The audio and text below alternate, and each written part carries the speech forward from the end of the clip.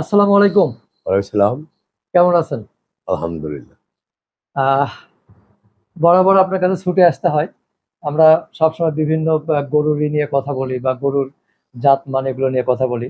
তা আমরা এখন একটু দর্শকদের হয়ে বা যারা ক্ষতিগ্রস্ত খামারি তাদের হয়ে আপনার কাছে কিছু জানতে চাই যে বর্তমানে আমাদের দেশে নতুন খামারি যারা তারা এই সেক্টর থেকে আস্তে আস্তে মুখ ফিরিয়ে নিচ্ছে। এর কারণগুলো কি কি আসলে? কি সুন্দর একটা প্রশ্ন করেছ যে নতুন নতুন উদ্যোক্তারা আরো লট খাচ্ছে, তারা ডেভেলপ করতে পারছে না। মনে ভাই, ঘটনা হলো কি, যারা নতুন খামারি করে, খামার করতেছে, অনেকেই মনে করা টাকার গরমে করে। অনেকেই মনে করা গরু গিয়া মনে কর, গরু দেখতে গেলে গরু দেখলেই পাগল হয়ে যায় কেনার জন্য। একটা খামারে গরু বা যাচাই বাছাই করার জন্য একটু সময় লাগে, একটু নিজের বসতে হয়, নিজে জানতে হয়। আমি এই যে যারা গরুর ব্যবসা করে, যারা গরু বেচা কিনা করে, তাদেরকে শুধু দোষ দিব না। আমার থিমে শুধু বিক্রেতারই দোষ না, ক্রেতার বেশি দোষ। কারণ আমি সবসময় বলে আসি, ভাইরা আপনারা গরু কিনবেন, একটা গরু যেন মনে করেন বাচ্চা দিছে, কমসে কম যেন 15টা দিন বাচ্চাটার বয়স হয়। আপনারা 2, 3, 4 বেলা 5 বেলা গরুটা দোয়ান, দোয়ায়া খাতি জমা দুধটা দেখা তারপরে আপনারা গরুটা কিনেন। তবে আপনারা মনে করেন ওই কাজটা করেন না।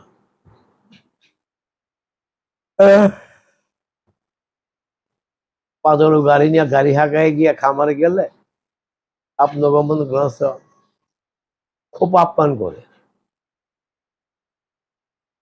চলন বিলের গুড়া মাছ, দেশি মুরগি, এলাকার মনে করেন গরুর মাংস পাকা খুব যত্ন করে খাওয়ায়, আপনারা ভুলে যান না।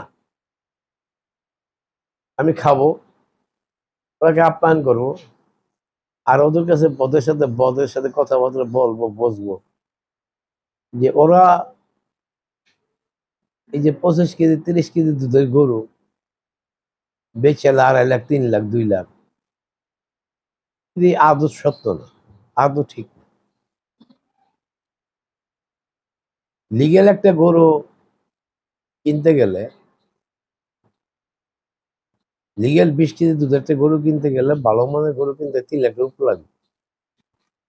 গরুটা যদি জাতমান হয়, জাত যদি ভালো হয়, ভালো একটা মেয়ে বাচ্চা থাকলে, ওর যদি বয়স যদি 2 দাঁত 4 দাঁত হয়, তাহলে মনে 20 কেজি লিগেল 20 কেজি গরু কিনলাম 3 লাখ টাকার উপরে লাগবে নিচে।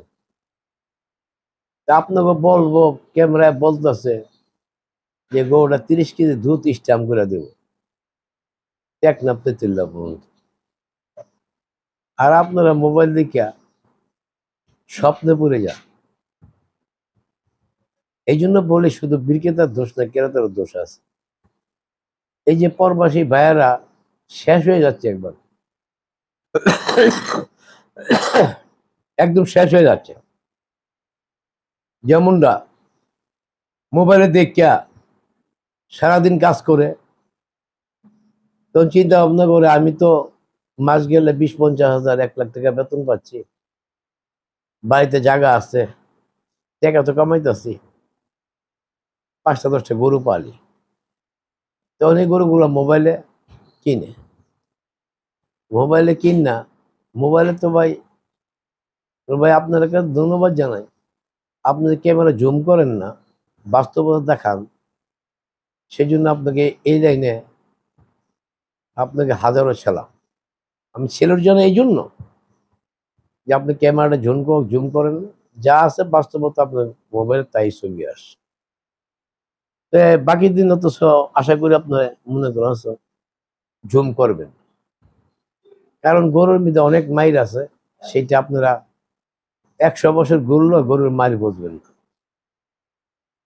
আর এখন পর্যন্ত আমরা হিমশিম খাই, নতুন নতুন খামারিরা মোবাইলে গরু কিনে বয়ে থাকে। মোবাইলে যে গরু কিনলো, মোবাইলে গরু কেনার আগে মনে করছে পাবনা, মনে করছে সিরাজগঞ্জ, মনে বহু জায়গা, রংপুর কন, দিনাজপুর কন, আমবাড়ি হাঁটতে শুরু করে এন্দা মনে করছে যশোর, সব জায়গাতে বসে মনে করছে আপনারা মোবাইলে গরু কিনবেন। গরু না কিন না, মোবাইলে আগে 60টা রশি আনবেন, দেখবেন রং দিয়া থই রশির মিলে। রশিগুলো বিভিন্ন পাড়ের হয়, বিভিন্ন সুতার হয়। এই রশিটি কিনে আনবেন আগে অনলাইনে আইন না, মনে করেন আড়াল লগে লটকায়া রেডি রাখবেন। কোথাও বলছেন একটার পর একটা, একবার মনে করছে পায়ে ফাঁস লাগাইবেন, পাও তাহলে উপর উঠবো, মাথা নিচে উঠবো। তখন তারপরে এবার কইলা বলবেন যে মোবাইলে গরু কিনা কি করলাম, যে প্রিয় দেশবাসী, আল্লাহ আমার বসার তৌফিক দাও, আমি যেন এই ভুল না করি। দ্বিতীয়ত মনে করেন হাত দুইটা পানিটা ঝুলাইবেন, যে আপনি যেন মোবাইলে গরু কিনেন না, মোবাইলে যেন প্রতারণা না হয়। এরপরে যদি বছর না হয়, ওই রসিকে মানে একটা গলায় বেঁধে দিয়ে ফাঁস দিয়ে দেয়। তবু এক ভালো আপনার মোবাইলেতে গরু না কিনে, কেন আপনার ইউটিউবে দেখে দেখে গরু কিনেন। অনেকে আপনারা মনে দেখছেন, আমাকে অনেকে হাজার হাজার মানুষের বিদেশ থেকে বলে যে ভাই 2টা গরুর ছবি দেন, ভাই আমি যে গরু দেখছি ছবি দেন। আমি কখনো দেই না, একদিন ওরা কেউ বলতে পারবো না, কারণ মোবাইলে গরু দেখলাম, হয়তো গরু সম্বন্ধে আইডিয়াই নেই, বাছুরে দেওয়া যাবে গাভীর মতন, অথচ টাকা পাঠা দিব গরু বাইক, তাই খুঁজবো কিনতে হয়তো বিদেশ। এইভাবে আপনি যে কথাটা বললেন, সেই কথাটার প্রথম পর্ব বললাম। আচ্ছা, দয়া করে আপনারা কেউ মোবাইল কিনবেন না, মোবাইলে গরু কিনবেন না। আর আপনারা ঘরটা করবেন কমসে কম সাইডে কমসে কম 12 ফিট উঁচা দিবেন, চতুর্পাশে খোলা রাখবেন। ফ্লোরটা 10 ফিটে 3-4 ডাল দিবেন, যেন গরু খুব একটা ডালে না পড়ে, শুধু পেশাবটা যেন গড়ায় জায়গা। এই সিস্টেমে গোয়াল ঘর করবেন, চারিগুলা যত শর্টকাটে করতে পারেন, অপচয় টাকা না কইরা। ঘরের মধ্যে বেশি অপচয় করবেন না। আগে আপনি শিখুন, জানুন, ভালো দক্ষ কর্মচারী, ওর ভালো খাবার, ভালো যত্ন, চাইলে আপনাদের গরু কিনা লসে যেতে হবে না। 20 কেজির নিচে গরু কিনবেন না।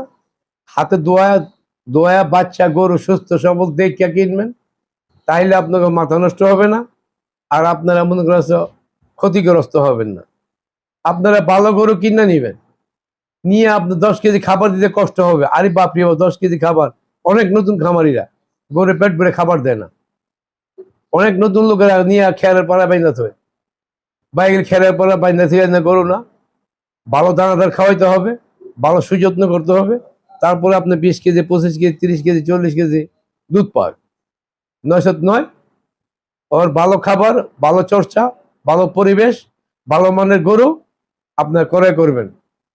আচ্ছা, আমি আমি একটু প্রশ্ন করতে চাই। আমি একটা প্রশ্ন করতে চাইছিলাম যে সবাই খালি বলে লস লস লস। আমরা কিন্তু আপনার কথার মধ্যে সেটারও আনসার অনেকটা পেয়ে গেছি। তারপরেও একটু ক্লিয়ার করবেন পরে, যেটা হলো এই যে মানে মুখ ফিরিয়ে নেওয়ার কারণটা অনেকটা জেনে গেলাম। তারপর আর একটু ক্লিয়ার করলে বেটার হতো। এর সাথে একটু অ্যাড করতে চাই যে প্রান্তিক পর্যায়ে যে খামারিরা আছে, ছোট ক্ষুদ্র খামারি, তারা খালি আপনাদের মতো বড় খামারিদের দায়ী করে যে গরুর বিজনেস এখন বড় লোকদের হয়ে গেছে, বা বড় খামারিদের যাদের টাকা আছে তাদের। এই প্রশ্নের পরিপ্রেক্ষিতে আপনার আনসারটা কি থাকবে আসলে? প্রিয় দেশবাসী, প্রিয় খামারি ভাইয়েরা, আমি যখন শুরু করছিলাম, প্রথমে একটা গরু কিনে শুরু করছিলাম, একটা বাচ্চা। একটা একটা মনে করো সব পচা দোলালে বেঙ্গুর একটা বাচ্চা দিই, ওই যত্ন হইলে যত্ন থেকে হইতে শুরু আমার। আমি মনে করো শত শত হাজার হাজার গরু আমি প্রথমে শুরু করি, তিলে তিলে করছি। আর নিজে চেষ্টা করছি যেটা শেষ কোথায় দেখতেই হবে, আমার দেশটা এগিয়ে নিতেই হবে। আমরা এই যে এই সময় যখন খুব দুর্বল ছিলাম দুধে মাংসে, ভারতের দিকে তাকায় থাকতে হতো, মিয়ানমার দিকে তাকায় থাকতে হতো। এই খুব এটা নিয়ে খুব যুদ্ধ ছিল। আমি জিদ্দি মানুষ তো, দেশটাকে ডেভেলপ করবো, যা আমার সাধ্য পরিমাণ চেষ্টা করছি, আলহামদুলিল্লাহ হইতে পারছি। এখন খামারিরা গরু কিনবে একটা 5 লাখ টাকা দিয়ে, 4 লাখ টাকা দিয়ে, 3.5 লাখ 3 লাখ গরু কিনবে, ঠিকই আছে গরু কিনবে।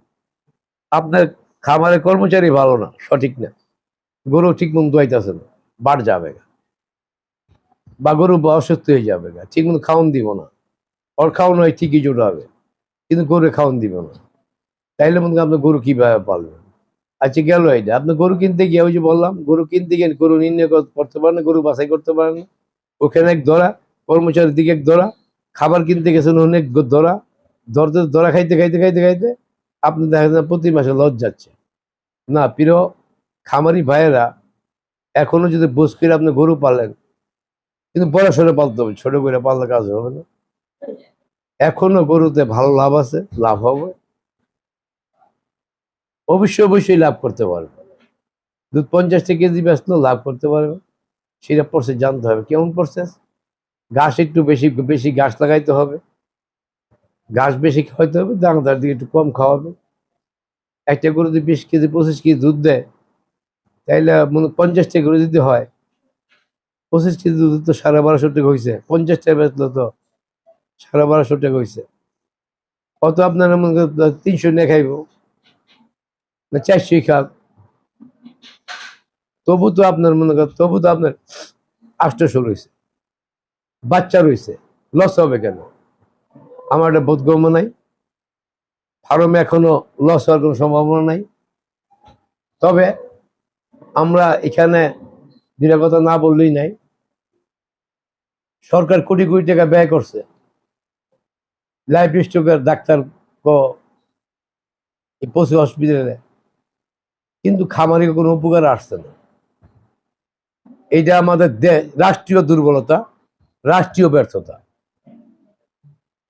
ভালো ডাক্তার নিয়োগ নাই, ভালো ওষুধের নিয়োগ নাই, ভালো ওষুধ বাচ্চা বাচ্চা ভালো ভালো ওষুধ যারা আনবো তাকে মনে করছ বিফ পেস যদি ঘুষ নেয়, তাইলে ওষুধ কোম্পানির আইন না এই ওই ঘুষটা তো আমাকে সিনায় বসায়।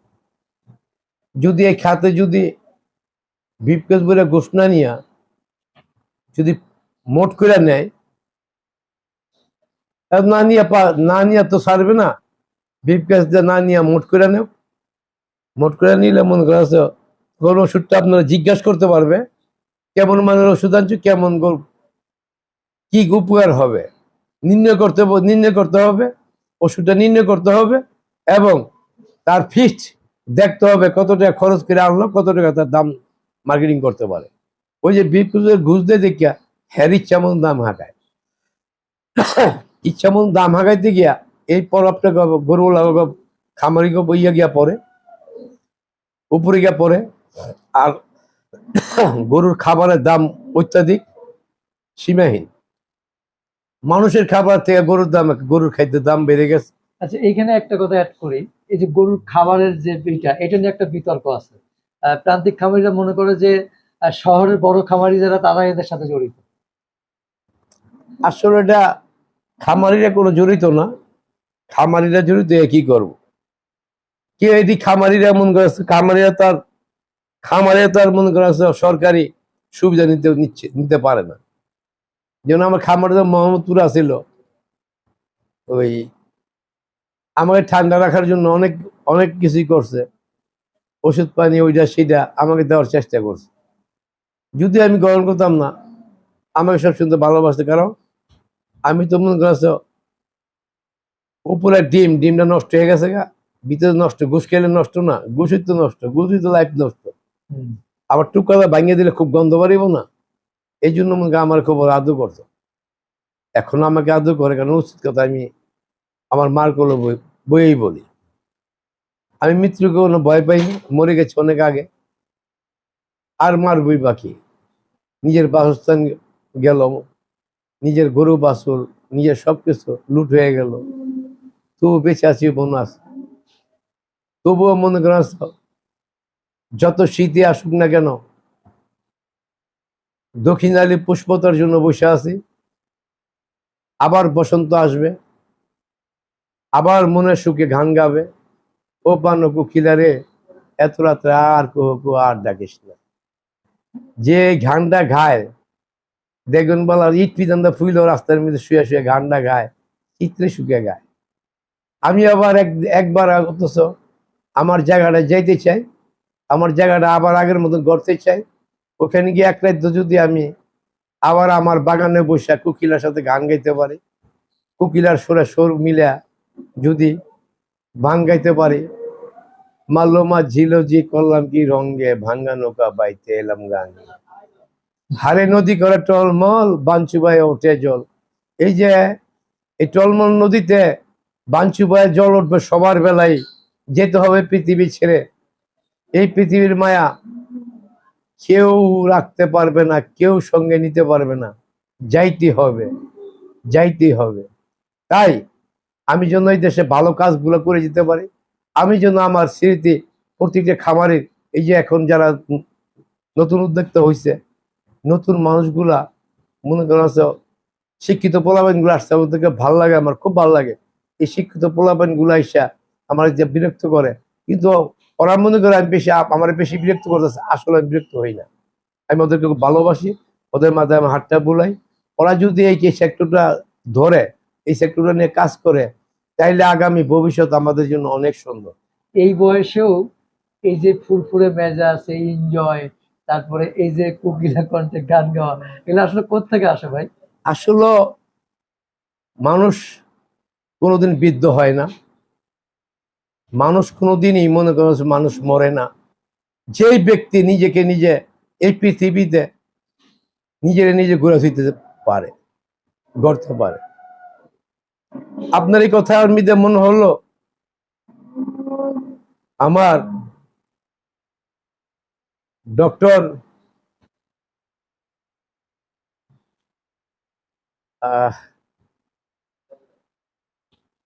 আরে যে উচিত কথাটা বলতো, কথা বলছেন, যে উচিত কথাটা বলতো, সেই দলমত নির্বিশেষে সবসময় রাস্তায় বাড়িত, রাস্তায় গিয়ে বসে থাকতো, আর জামা সিলাই পিনতো, প্যান্টও সিলাই পিনতো, আমার জাফরুল্লাহ স্যার।